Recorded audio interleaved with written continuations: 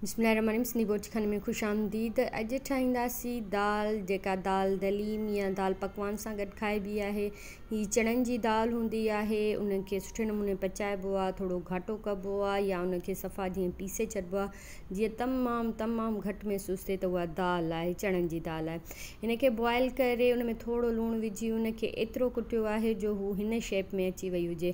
पोइ उनखां पोइ उन में पाणी विझंदी वियसि, उनखे छिटो कंदी वियसि। उनखां पोइ वरी दाग करण खां पहिरियां उन में जेके बि खड़ा मसाला हूंदा आहिनि, दालचीनी, फोटो, लौंग, कारा मिर्च वग़ैरह सभु विधा आहिनि। उनखां पोइ उन में बसरु विधो आहे, उनजो दाग कयो आहे।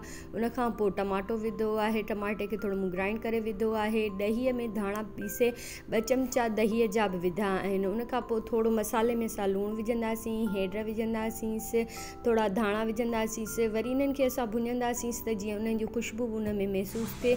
उनखां पोइ वरी ॻाढ़ा मिर्च विझंदासीं त जीअं उहे सुठे नमूने सां पची वञनि।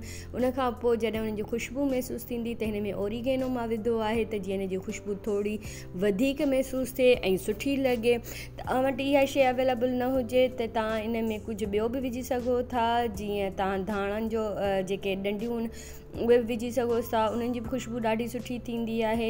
हिते हाणे दालचीनी जो मतिलबु कमु थी वियो आहे, उनजो फ्लेवर हिन में अची वियो आहे दाग में, इन लाइ उनखे कढी छॾींदासीं।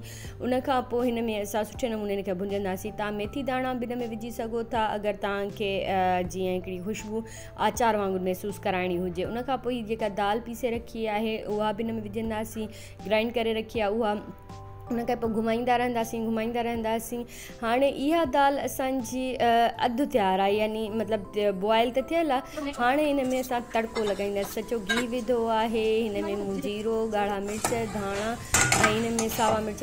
कढ़ी पता मूं वटि अवेलेबल न हुया, जेकर हुजनि हा त मां हिन में ज़रूरु विझां। उनजी ख़ुशबू तमामु सुठी थींदी आहे।